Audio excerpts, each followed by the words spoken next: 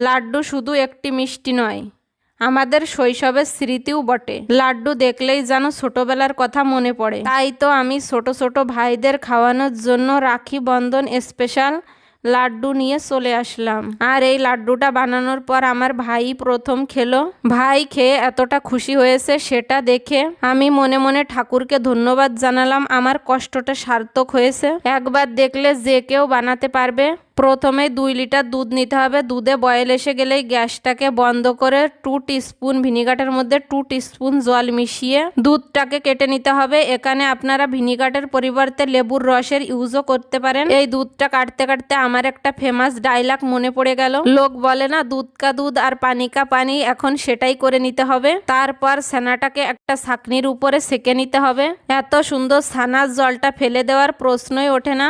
এটা দিয়ে আটা মাখতে পারেন, যে কোনো সবজিতে ইউজ করতে পারেন, নয়তোবা গাছের গুঁড়ায়ও দিতে পারেন। এটা গাছের জন্য খুবই উপকারী।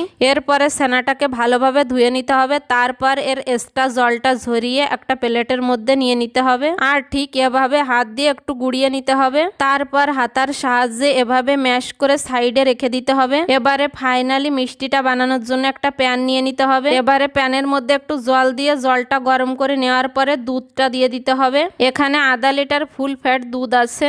দুধ কন্টিনিউ এভাবে নেড়ে চেড়ে রাখতে হবে। দুধে বয়েল এসে গেলে এখান থেকে সামান্য একটু দুধ তুলে নিতে হবে। তারপর কিছুটা পরিমাণে কেশর গরম দুধে ভিজিয়ে সাইডে রেখে দিতে হবে। এবার এখানে দিয়ে দিতে হবে 5 টিস্পুন চিনি। মিষ্টিটা অবশ্যই আপনারা আপনাদের পছন্দ মতো দেবেন। এবার কালারের জন্য দিয়ে দেবো কিছু কেশর, ভালো ফ্লেভারের জন্য ইলাইচি পাউডার। সবকিছু ভালোভাবে মিক্স করে নিতে হবে। দুধটা যত বয়েল করব ততই সুন্দর একটা কালার আসবে। আপনাদের কাছে কেশর যদি না থাকে সেক্ষেত্রে স্কিপ করতে পারেন, আর মিষ্টিটা হোয়াইট কালারের হবে।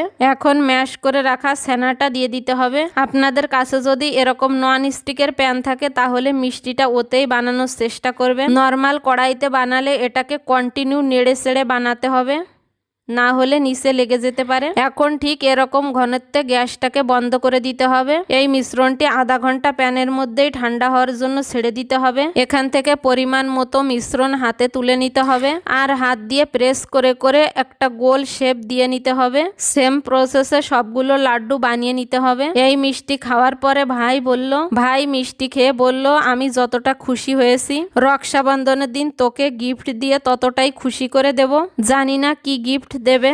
এখন কেশরগোলা সেই দুধটা আঙুল দিয়ে এক এক ড্রপ করে লাড্ডুর উপরে এভাবে দিয়ে দিতে হবে। এটাকে ফাইনালি ফিনিশ করব কুচিয়ে রাখা পিস্তা দিয়ে। আপনারাও এই রক্ষাবন্ধনে নিজের হাতে এরকম মিষ্টি বানিয়ে ভাইয়েদের মুখে হাসি এনে দিতে পারেন। আর ভিডিওটি ভালো লেগে থাকলে লাইক কমেন্ট শেয়ার করতে একদমই ভুলবেন না। Thank you for watching. Tata bye bye, see you.